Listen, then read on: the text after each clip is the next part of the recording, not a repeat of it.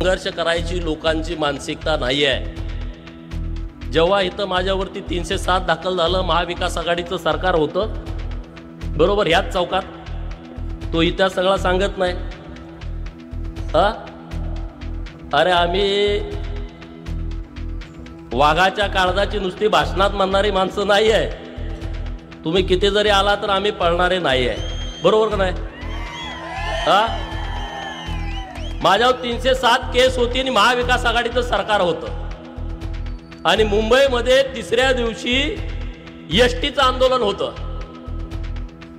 आझाद मैदानावरती। आता एसटीचं आंदोलन मी पुकारलंय, इकडं तर 307 ची केस पडली आहे। मी म्हणलं ते आंदोलन होणार, आझाद मैदानावरती जाणार। सदाभाऊ मी आझाद मैदानावरती गेलो, महाविकास आघाडीवाल्यांची गडबड चालू केली, याला अटक करा। एसपी न फरमान सोडलं सांगलीच्या, जावा मुंबईला, टीम तयार केली। टीम मधल्या प्रमुखाचाच मला फोन आला, एसपी न पाठवलंय, आम्ही मुंबईला यायला लागलोय। मी म्हणलं जास्त त्रास करून घेऊ नका, मी आझाद मैदानावरती आहे, इथं मला तुम्ही अटक करायला या। असे आम्ही आहे, पळकुटे आम्ही नाही आहे, अजिबात पळकुटे नाही आहे। रात्री आला तर आकाशवाणीला आहे, दिवसा आला तर आझाद मैदानावरती आहे। धाडस झालं नाही अटक करायची, ते तुमच्यामुळं, तुम्ही मागं असल्यामुळं। ऍड्रेस सांग, टीव्हीवरच आहे ना कंटिन्यू, आम्ही घाबरत नाही। त्यामुळं महाविकास आघाडीच्या काळामध्ये 2019 ला या महाराष्ट्रातल्या जनतेने देवाभावना मुख्यमंत्री होण्यासाठी मतदान केला, परंतु विश्वासघात झाला। मुख्यमंत्री पदावरती देवाभावना बसू दिलं नाही। एक वेगळी अनैसर्गिक आघाडी महाराष्ट्रामध्ये तयार झाली, सत्ता आपली गेली, परंतु आम्ही सगळे ताकदीनं, तेव्हा 105 विधानसभेचे आमदार होते, देवाभाऊंच्या पाठीमागे ठामपणे उभा राहिले। एक सुद्धा आमदार त्यातला हटला नाही, कारण भारतीय जनता पार्टीतला कार्यकर्ता हा विचारावरती काम करतो, तो संधी साधू असू शकत नाही।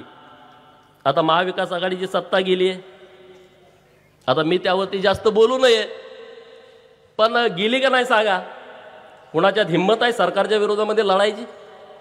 समजा आता आपल्या सांगली जिल्ह्यामध्ये जयंत पाटील आहेत, हिंमत आहे लढायची? 2019चं भाषण आहे का? देवाभाऊ म्हणले होते मी पुन्हा होईल, पुन्हा येईन म्हणून, त्याच्यावरती कसं भाषण केलं होतं? आणि आता तुम्ही ऐकलं का नागपूरचं भाषण? लढणं एवढं रक्तात असावं लागतं, लगेच वळचणीला पळतेत ही लोक, लढू शकत नाहीत, ती हिंमत नाही। पण त्याच्यात आपण कशाला चिंता करायची? वळचणीला कोण जातं? साप, उंदीर, आपल्या कोणात कोण असतं वळचणीला? वाघ काय वळचणीला जाऊन बसत नाही, तो समोर येत असतो रस्त्यावर। ज्यांना कुणाला करायचं ते करू द्या, आता आपला संघर्ष संपलाय, कारण आता आपला नेता मुख्यमंत्री झालाय आणि त्यांच्या माध्यमातून आपल्याला आता काम करायचं आहे। रास्ते खुद ब खुद आसान हो जाते हैं, रास्ते खुद ब खुद आसान हो जाते हैं, हौसले जब बुलंद हो जाते हैं, हौसले जब बुलंद हो जाते हैं। अरे जो गिरकर फिर संभल जाए, जो गिरकर फिर संभल जाए, वो जिंदगी के असली सिकंदर कहलाते हैं, वो जिंदगी के असली सिकंदर कहलाते हैं।